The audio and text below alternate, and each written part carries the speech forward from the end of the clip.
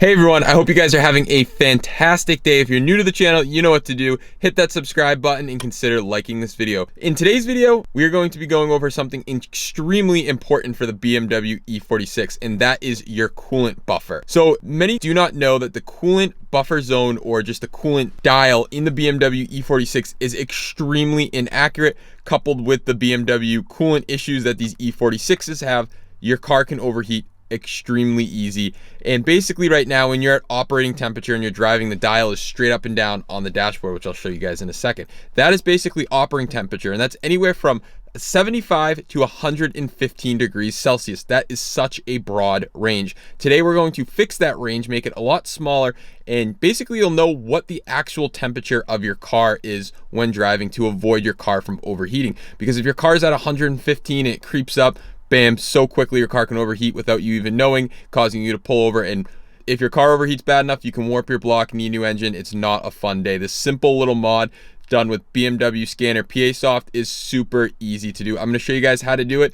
If you guys do not have BMW Scanner installed on your computer, I will have a link down below, as well as up in the card, showing you guys how to install it, as well as down in the description I will link the cable to buy. Yes, this application requires a different cable than your standard DCAN cable. So let's get started. I'll show you what my dash looks right now. My car's not 100% up to operating temperature, but I will show you what it looks like right now, and then we'll show after the comparison of what it looks like once it's been coded to the correct values.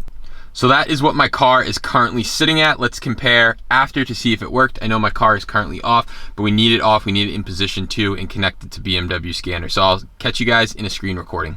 All right, guys, so we're connected to the car. One thing I want to show you, I will also leave in the description, and it's basically this little tool right here to calculate if you want to change the buffer zones to something other than the preset one. So basically right here, this is the current value that we're going to be looking for inside of our car. Once we scan the car with PASoft under the IKE module for the instrument cluster, we will see these values and we're going to change them, and then we can click visualize and we can see the buffer zone. This is the buffer zone that I was talking about, 75 to 115.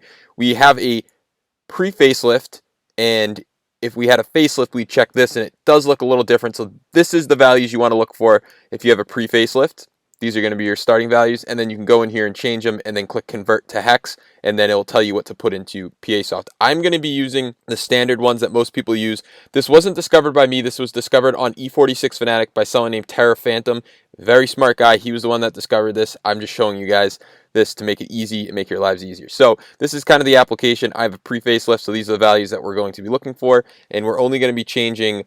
So basically any of the numbers, or sorry, the 0 is the starting, and then we have 32, which we're going to be changing. Then we're going to keep the F1, then we're going to be changing this one. We're going to be keeping 5A, then we're going to be changing the 73, and then so on. We're going to be changing 7C, and yeah, that's it. So we're going to close out of this and launch BMW Scanner. We are going to make sure that we are connected. Again, cars in position 2, all accessories off. Then we're going to click scan. And we only need to scan to the IKE. After that, we can stop. We don't need to scan the whole car. So we can click stop. Right here, we can click IKE, double click, and then right here, we're going to click read EEPROM. It's going to read it. It says it's saved. I always like to make another backup of it, so I'm going to click save. And then I'm going to choose my desktop. I'm going to click save. It already exists because I've already saved it. Now we're going to look for that value. Like I said, it is 0x0f0, and again, if you have a facelift, it will be according to what that application says. It will not be this. And now we're going to go in here, we're going to look for the values that we need to change. We do not need to change 0f, we do not need to change 00. We do need to change 32, so we need to say 41. Then we're going to click over. We need to change 4B to 5A. So you don't actually backspace, you just go to the number that you want to change and change it. And then we're going to change 73. And again, I'll have these linked down in the description so you know, and I'll link the actual post. So then we're going to go back. We're going to click 6-4, skip over.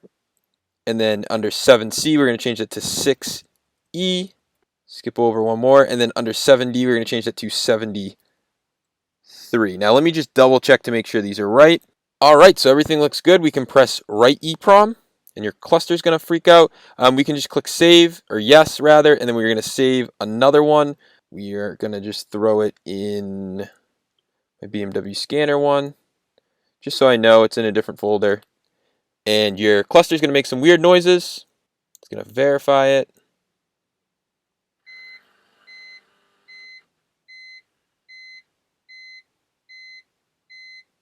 I'm sure you heard that. It made some horrible noises, but yeah. So now we can close out of that.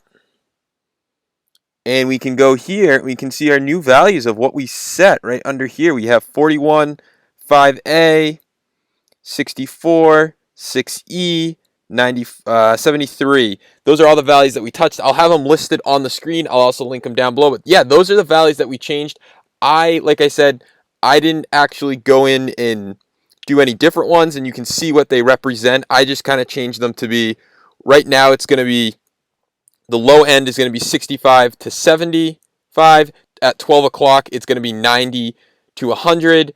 And then 3/4 of the way is going to be 105.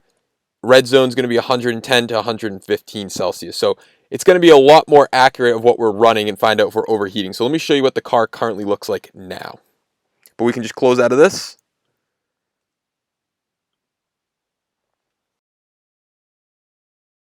So here's the after. It's definitely much lower. Obviously the car's not all the way up to operating temperature, but I'm assuming it's going to be sitting somewhere here instead of at 12. And again, this is going to be a much more accurate representation. All right, guys, and that is it to changing your buffer values on your E46. It's super simple to do. Like I said, you can use that application to pick custom parameters for what each line essentially represents in your BMW. And if you saw, again, make sure if you have a pre-facelift that you pick the pre-facelift option, and if you have a post-facelift, use the post-facelift option. Obviously, I went over the pre-facelift option that starts with 00XF, I believe, only because that's the car I have, but you could see inside the application your starting value for a post facelift car, and it's super simple. I don't know why I haven't done this earlier. It's a great little thing to do, and now my car, if it's going to overheat, I'm going to be notified much earlier so I do not ruin my engine. If you guys have any questions about this at all, drop them in the comments below. If you want to see more coding videos, let me know. I know right now I'm trying to crank out a lot of coding videos